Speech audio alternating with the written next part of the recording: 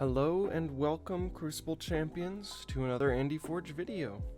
We're going to dive into it pretty quick here soon, but I've got a couple of different things, KeyForge news and otherwise, to discuss.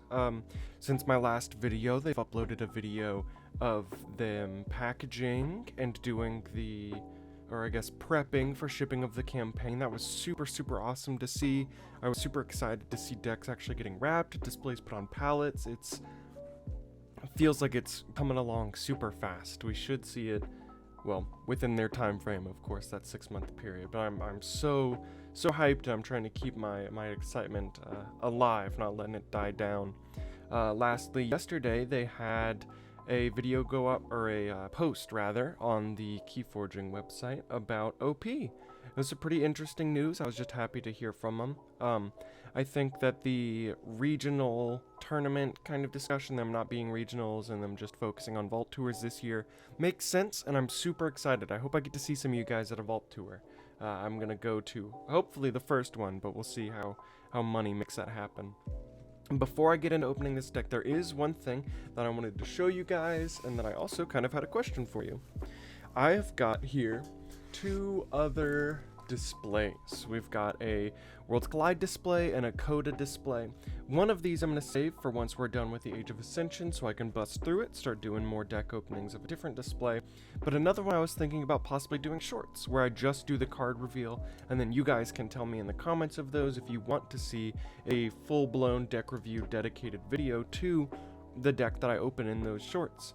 I'm thinking about doing the Worlds Collide for the shorts and then the Coda for the next big deck opening. But I would love to hear from you. I want to hear feedback if you feel particularly one way or the other about what I do as shorts and then what I do as the normal deck opening after the Age of Ascension display. Let me know. I've got those set aside.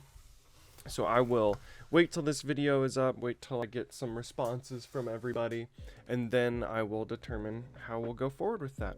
But without further ado, we've got our next deck here. Hoping for something big today. I did play that deck that I opened in my last video with the hopes of getting some fast forging out with those key cheats, but I haven't gotten the artifact that I needed out quick enough in any of the games that I've played, so it hasn't super mattered as far as the amber gain goes. I can get about 2 keys in if I play carefully, play through the hand, but it's not doing the fun thing I was thinking, which I guess I should have expected, but it's interesting. I'll keep trying. I'll update you guys if I ever get it to go off, all 3 key cheats. Alrighty, so houses that we're looking at: Shadows, Dis, and Mars. Very nice, very nice. Kinda happy to not see Untamed here. Got a gray Archon with the kind of turtle-esque front. Very unique head. Some confusing arms here. The name is Hastings, Ranger of the Worldly Ring. It's pretty interesting. Hold it up a little closer for you here. Everything seems to be pretty interesting. I love these houses. It would be nice. I haven't gotten a shard deck yet, so maybe this will be the one. Alrighty. Well, I will be right back with the card showcase. Welcome back. The card reveal portion of the video. Got a little bit of a closer look at the Archon here. K. Hastings, Ranger of the Worldly Ring. Interesting. We'll set the Archon card, the deck list, off to the side here. Let's get into it. Starting off with Shadows. We've got Rigged Lottery here. Not too bad. Love seeing Rigged Lottery, especially if you have it in like a lower performing deck. A way to hopefully toss away some cards and pull out some big amber gain. Can be pretty useful. Then we've got Lethal Distraction. It's a action play. Choose a creature for the remainder of the turn. Whenever this creature takes damage, it takes an additional 2 damage. Oh, Too Much to Protect. That's a phenomenal amber control card. We're off to a pretty good start here. Too Much to Protect is an action. You gain amber for playing. Play, steal all but 6 of your opponent's amber. We need to see a little bit more stealing from the Shadows, so we could turn that into a way from pulling them from a key as well as just getting a lot of amber from them. 2 of those, not bad.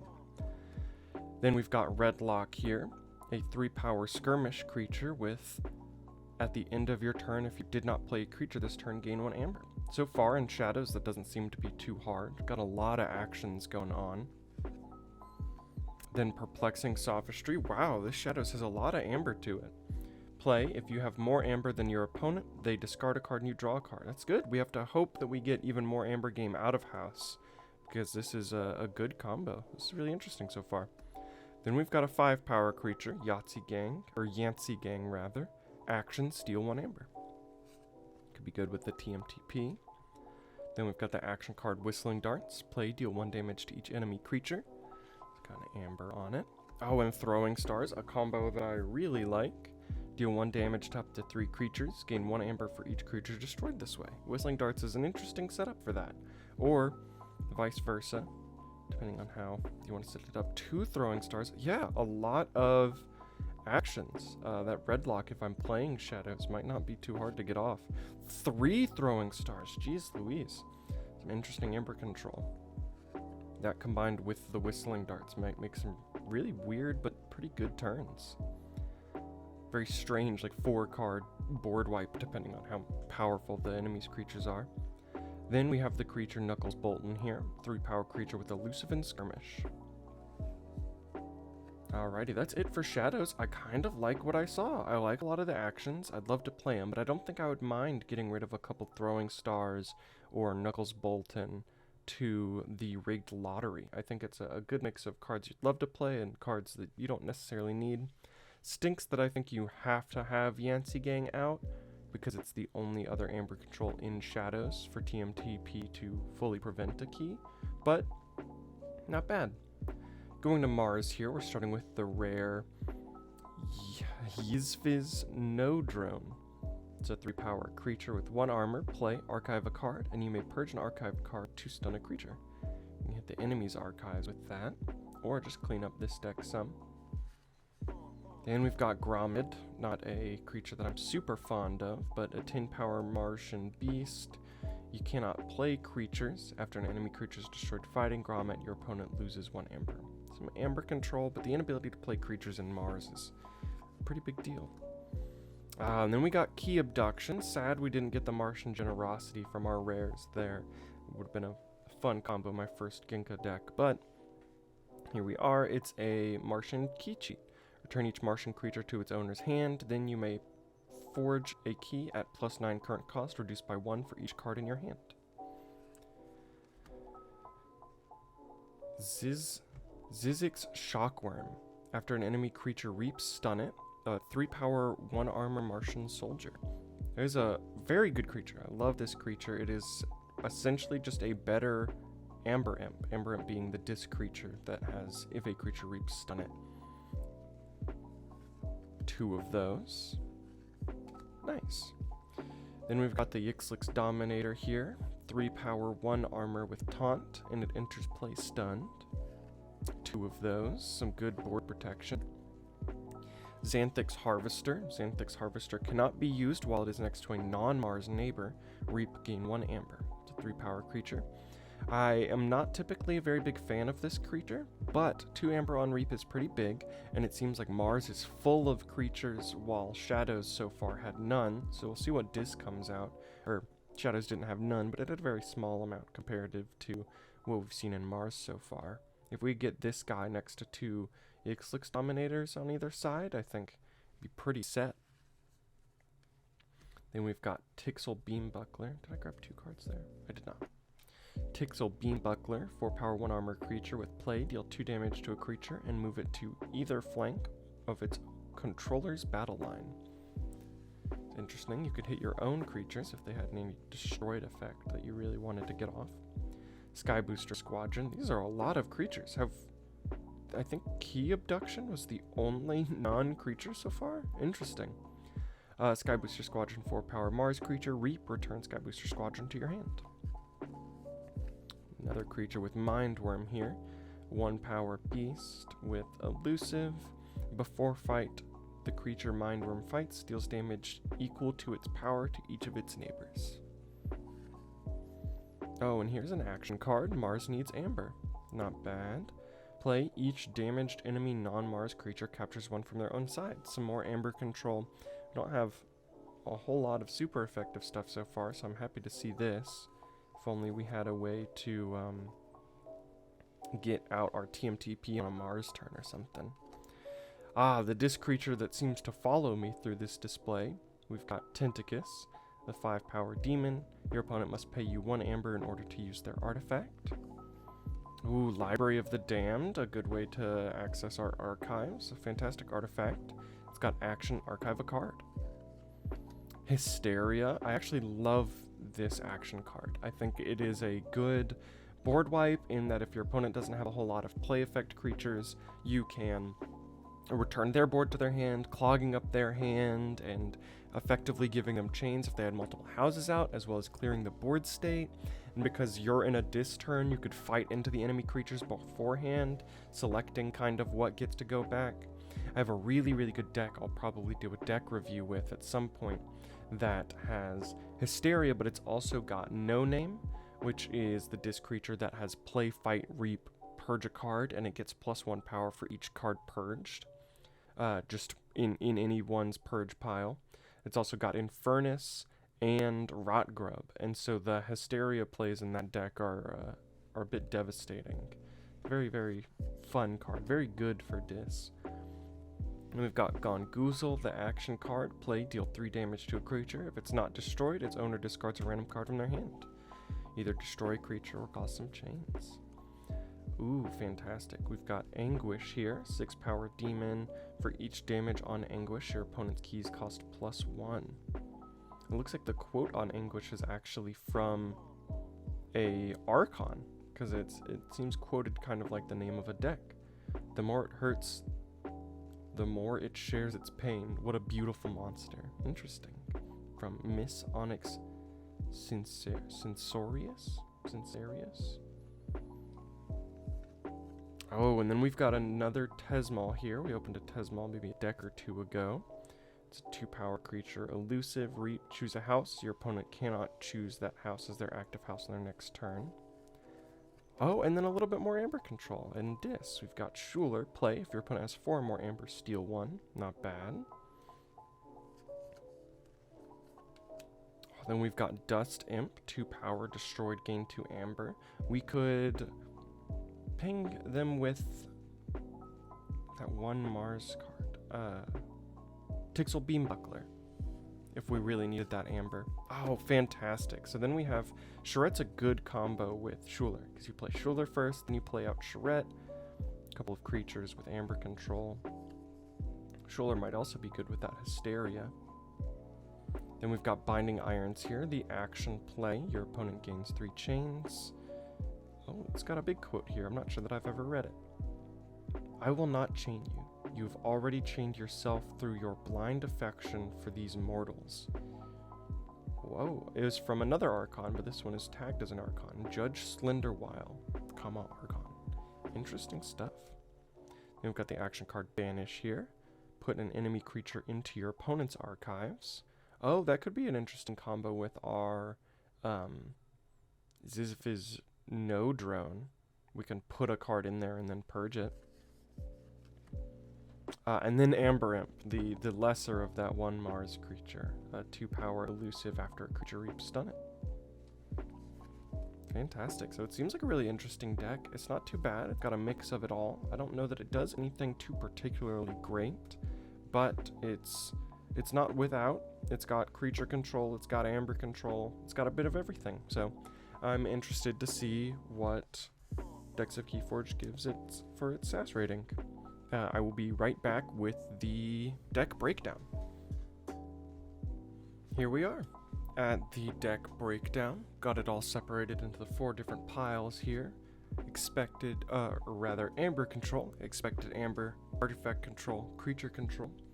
Most of the cards in the deck found themselves in one of these piles. There are very few cards that aren't included before you here, falling into kind of their separate territories. A lot of those cards being like disruption-based cards. I have got to say I'm super surprised and super excited to actually try out this deck. Here is the sass, a whopping 71. That's pretty high. This is definitely the highest that we've gotten out of this display. I was really surprised. A lot of that comes from the synergy. It seems like Shadows, Dis, Mars, they all work together really well. There's a little bit of anti-synergy that, let me see if I can see where that was coming from. Oh, with Redlock, I've got a lot of creatures, and then Hysteria. It's all just high creature count from things like Amber Imp, Redlock, and Hysteria. They all don't benefit from high creature count, but I think that's really negligible. The +1 meta is from the scaling Amber control with the too much to protect. Again, they require Yancey Gang to actually pull somebody off of a key. But if I don't talk about it and I keep Yancey Gang safe on the board, then I think that that is very doable. Just want to get them out early and get them protected early. And we'll go ahead. Here are the extras and counts. You'll see in a minute the expected Amber is actually really high, and only 10 of that is coming from bonus Amber, which I was really surprised about. We've got no upgrades, and only one artifact in the Library of the Damned, but a phenomenal artifact to have. We do have a key cheat in the Key Abduction, 20 creatures, 15 actions, which are all the missing kind of upgrades and artifacts, split evenly into basically 2 more cards and creatures, 2 more cards into actions. It's pretty cool. Of the Mars house, of all 12 cards, 2 of them are actions. 10 of the 20 creatures in this deck actually come from Mars, half of the creatures. It's crazy. It's really, really interesting. I'd love to see how that plays out. Then, of course, let's see, it was the 15 actions, which is super nice. And then we've got the too much to protect. Oh, and then archives, there's that interesting thing with the Library of the Damned and Zizfis being able to archive cards for me. And then it doesn't mention it in this section because it's a creature control kind of aspect, but that banish card will put an enemy creature into the archives where I can use the secondary part of the Zizfis no drone to purge an archived card. And then which also will stun a creature. So it's a really, really interesting deck. We'll go ahead and get those out of here. So right now what you're seeing is the Amber control section. Very little Amber control, very little creature control. Our artifact control is just Inticus, as we've grown accustomed, but 25 expected Amber. Let's go ahead and get through the Amber control, and then we can look at the expected Amber. Starting with Yancey Gang, the creature with action Steal 1. It's going to be very integral to Too Much to Protect. Then we've got Schuler, if your opponent has 4 or more, Steal 1. Another good play effect. Mars needs Amber. Each damaged enemy non-Mars creature captures 1 from their own side. It'll kind of stink if we're going up against a Mars deck, but with things like Whistling Darts and Throwing Stars, I think it's going to be pretty easy to just plop 1 damage onto the enemy creatures, get them all to capture 1 from their own side, and this could come out with some actually really important plays. Then we've got Schuler, increasing key cost here. A lot of our creature damage can actually be put onto our own creatures. I think that Anguish is actually a really good target for our, what's his name? Tixel Beambuckler, because then we can do 2 damage to him and then kind of rearrange where Anguish is positioned, and it will raise the key cost without putting it below 4 power, kind of putting in a pesky situation. Then we've got Charette here, play capture 3, fantastic. And then both of our Too Much to Protects. These could have also gone into expected Amber. Honestly, they serve a much greater purpose in the expected Amber in this deck in particular, because they can't pull somebody off of a key. But the Amber that we would get from stealing, it would be super important. Plus the bonus Amber icon on them. It's just, this is going to, in this deck at least, be used a lot more to kind of further us along than it will be about stopping our opponent. But again, if we can keep Yancey Gang on the board, maybe that changes. Then we're into the expected Amber here. This is a big section. our weakest expected amber is with Redlock. At the end of your turn, if you did not play a creature this turn, gain 1 amber. Again, I think Redlock will be really great in Shadows. If I play Shadows, I've got Redlock still on the board. 1, the 3-power Skirmish will be great for helping to deal with like pesky targets on the enemy board, as well as I can always just reap with Redlock. And then that extra amber game, I think it'll come up more often than not. Then the throwing stars I actually put here instead of putting them into creature control, just because that 1 damage for 3 individual targets, while it does have to destroy the creature to gain that amber, that is really not the purpose that it's going to be serving. Picking off targets will be nice, but I can't use this to see a like impressive creature like high power need to get it off the board, and I can't really use this to do that. But what I can do is hit its 1 power neighbor that doesn't do anything and gain more amber off of it. I mean, with whistling darts, with lethal distraction, I think that throwing stars has some big potential, and ideally it is 3 amber per throwing stars. So with 3 of them, that could be a big deal. Obviously, that situation is not going to come up often, but in an ideal scenario, it'd be great. Then we've got Xanthix Harvester, which again, I'm not typically super into, but with this deck, with half of the creatures being Mars creatures, I think that there's a great chance for it to happen. And I think with Key Abduction returning all Mars creatures to hand, I think that it would be easy if he was stuck on the board, wasn't able to do anything. I could play Key Abduction for the bonus amber, return all of my Mars creatures to the board, which is 10. So theoretically, we could get Key Abduction without any gimmicks, without Martian Generosity, to just go off. Because we return 10 creatures to our hand, we've got 6 in hand, you know, all of a sudden our keys are free. So it's interesting. I think that Xanthix Harvester could actually happen in this deck. Then we've got Dust Imp with a destroyed gain 2 amber, a classic. Key Abduction, which I was talking about earlier. I'm not sure exactly why it was more expected amber than it was something else. I'm sure that the bonus amber pip had a lot to do with it, but I think that just the idea of returning Mars creatures to your hand, the system's going to think that there's a way to generate more amber from that, or at the very least you're reaping out, returning all the creatures, and then playing Key Abduction. And then lastly, the Rigged Lottery, a great way to speed through our deck here. Again, if we're in a situation where like those throwing stars, the lethal distraction, all that stuff just doesn't help, using Rigged Lottery to just toss those cards away, as well as maybe some other cards that we're not super worried about, in order to gain a huge boost of amber, this deck is going to play very fast. Very, very fast, and I like it. Then we're here in the artifact control. I'll never guess who this is. Might as well become the new mascot. Get rid of Keyfrog up there in the logo and just make Tentacus my new guy, because almost every deck, if not every deck, they just keep coming back. But I don't mind it. We've got ways to protect our creatures pretty good, so if your opponent wants to use an artifact, they have to pay me. And pay is always nice, just dodges like anti-steal, anti-stuff like that. And since we have no destroy artifacts, there's no anti-synergy with it. It just works to the best of its ability.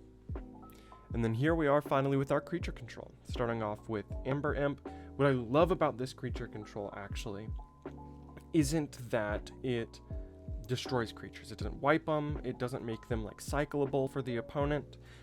You have to hope when you're going matching with this deck against another deck that the other deck doesn't have creatures with passive effects that generally affect the board, like Pismire or, you know, another creature that's just presence alone, like Amber Imp, you know.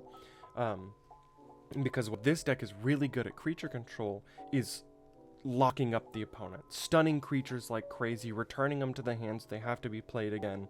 It doesn't get rid of boards, it just locks them up, which is great if we can cycle, get through our lethal distraction, our whistling darts, our throwing stars again, and we can whittle away at the board, selectively gaining amber off of it. But Amber Imp, stun a creature. Mindworm kind of sacrifices itself into a creature, so that creature does its damage to its neighbors. Another creative way to set up for throwing stars, as well as possibly using one of those big taunt targets that doesn't do anything to hit what it's protecting. Then we've got 2 of our shockworms here, just a little bit of a better Amber Imp. doesn't have as elusive, but 3 power, 1 armor is not easy to get through, and it's just enemy creatures reaping, so it would protect me from my own reaping. Then we have the Zizviz here. I'm not sure exactly why it ended up in creature control. Oh, because of the stun a creature. Duh. So I could archive one of my own cards for better speed, and then we can purge an archived card, which hopefully we've hit a banish or the opponent's archiving by themselves. And after purging that card, we can stun a creature. And push comes to shove, I might just purge Grommet this way. I think a stun pays off a lot better than Grommet does, especially considering Grommet says I can't play creatures, and it's a Mars creature, and I have 10 Mars creatures. Then we've got Lethal Distraction here. Choose a creature for the remainder of the turn. Whenever this creature takes damage, it takes an additional 2 damage, which again is great with Whistling Darts and Throwing Stars. This is a really awesome way to work around Throwing Stars, because I believe that damage would still count as being destroyed through the Throwing Stars effect, still gaining you that amber, but instead of it being like a 1 damage, it's 3. So that could be a really, really big deal. Or if we play this, then Whistling Darts, do 3, then we can hit Throwing Stars, do 6. If we really need to get something gone. And then here's Banish that I mentioned a second ago. Put an enemy creature into your opponent's archives. Kind of lock them away for a little bit. Gongoozle, deal 3 damage to a creature. If it's not destroyed, its owner discards a random card from their hand. Some good disruption, if not just flat out creature control. Whistling Darts, 1 damage to each enemy creature. Hysteria, which again is another great way to lock up the board. If we can selectively pick away any of those like low power play effect creatures, Ronnie wrist clocks or what have you, then we can use this Hysteria to really just toss them all back into their hand. They play them all out, we stun them again, you know? It's just really interesting how this all synergized in such a weird way. Then we've got Tixel Beam Buckler. With our play, deal 2 damage to a creature and move it to either flank of its controller's battle line. So, pretty interesting stuff. I really like what's going on. I was not expecting 71 SAS from this. But the more I think about it, the more I talk about it, the more I see those synergies. I see stuff happening. This is a speed deck that like counters speed decks, because it doesn't let you cycle the creatures. It just holds them on the board or returns them to your hand for like effective chains, and then it kind of locks up the game state. It benefits from the opponent gaining amber with TMTP, you know, and then we speed through amber with our bonus icons, with our TMTPs, with Throwing Stars, with Lethal Distraction, with Rigged Lottery. It's just, it all kind of piles up into one big thing.